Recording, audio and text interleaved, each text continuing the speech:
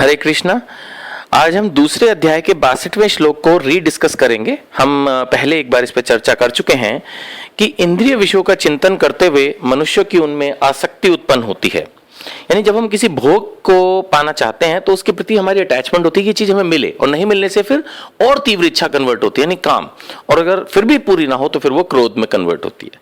अब इस पर विजय कैसे पाई जाए, तो श्रील प्रभुपाद इस श्लोक के तात्पर्य में पर्पट में बहुत अच्छे से एक्सप्लेन कर रहे हैं कि इंद्रियों को किसी न किसी कार्य में लगे रहना चाहिए, और यदि वे भगवान की दिव्य प्रेम भक्ति में नहीं लगी रहेंगी तो निश्चय ही भौतिकवाद में लगना चाहेंगी।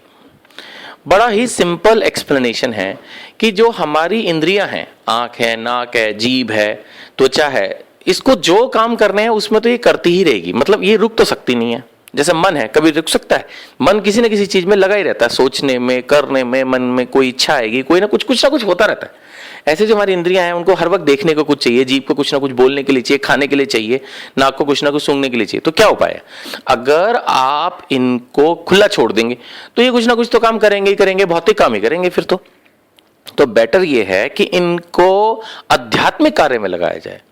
आंखों को भगवान के दर्शनों में लगाया जाए, जीभ को भगवान का प्रसाद खाने में, कीर्तन करने में, भगवत गीता का ज्ञान बांटने में लगाया जाए, नाक को भगवान के सुगंधित फूल जो चढ़ाए गए होते हैं उनको सूंघने में लगाया जाए, पाँव को हम भगवान के मंदिर जाने में लगाएं, हाथ को भगवान की सेवा में लगाएं, भगवान का भोग लगाने में, बनाने में लगाएं, और इस तरह के अनेक कार्यों में लगाएं।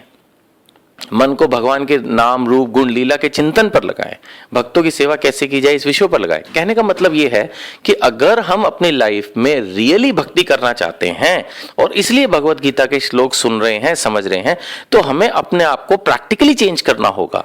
सिर्फ ये बोलने से कि भी हर समय हमारे अंदर नाम जब चलता रहता है या हम तो बस हर समय ठाकुर जी की ही कृपा समझते हैं, वो भी ठीक है, बट लेकिन रियली प्रैक्टिकली भी हमें अपने आप को भगवान की सेवा की तरफ धीरे धीरे अपने आपको कन्वर्ट करना हो। जब तक हम प्रैक्टिकल फिजिकल सेवा भक्तों के संग में रह के नहीं करेंगे तब तक सक्सेस मिलने की संभावना नहीं है।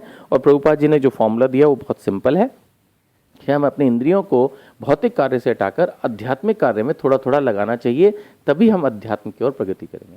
जैसे बच्चा नहीं है, बच्चे को अगर आप पढ़ाई में नहीं लगाओगे तो वो खेलता रहेगा, यानी उसको कुछ ना कुछ करना है। अब उसको आप किताबें दे दो तो वो किताबों में लगा रहेगा, या जैसे होता है ना प्ले वे टॉयज, तो खेल खेल में पढ़ना। तो इसी तरह से हमें खेल खेल में भक्ति करनी होती है।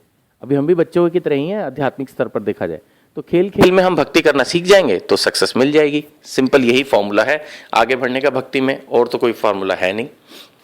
इसी श्लोक में आगे जाकर श्रील प्रभुपाद अपने पर्पट में बता रहे हैं कि जो भक्ति में नहीं है, कृष्ण भावना भावित नहीं है, वे कृत्रिम दमन के द्वारा अपनी इंद्रियों को वश करने में कितने ही शक्तिशाली क्यों ना हो। यानी अगर हम आर्टिफिशियली सोचें कि हम अपनी आंखों को कभी भी किसी बुरी चीज को देखने की तरफ नहीं लेके जाएंगे, या हम जीभ से कभी भी कोई खराब चीज खाने की इच्छा नहीं करेंगे, है ना, तो ये सोच हमारी गलत है। क्योंकि प्रभुपाद जी लिख रहे हैं कि विषय सुख का रंच मात्र विचार, यानी मन में जरा सी फीलिंग आई नहीं और हम उस तरफ चल देंगे। प्रभुपाद जी लिख रहे हैं कि विषय सुख का रंच मात्र विचार भी उसे इंद्रिय तृप्ति के लिए उत्तेजित कर देगा। प्रभुपाद जी इतने महान गुरु हैं, इतना उन्होंने प्रचार किया है, वो लिख रहे हैं अपने पर्पट के अंदर कि अगर हमारे अंदर एक जरा सा भी विचार कि हमें ये चीज खानी है, चाहे वो गलत हो, या ये काम करना है चाहे वो गलत हो, तो हम उस राह पर उस चीज को अचीव करने की, उस चीज को कंप्लीट करने की पूरी कोशिश करेंगे।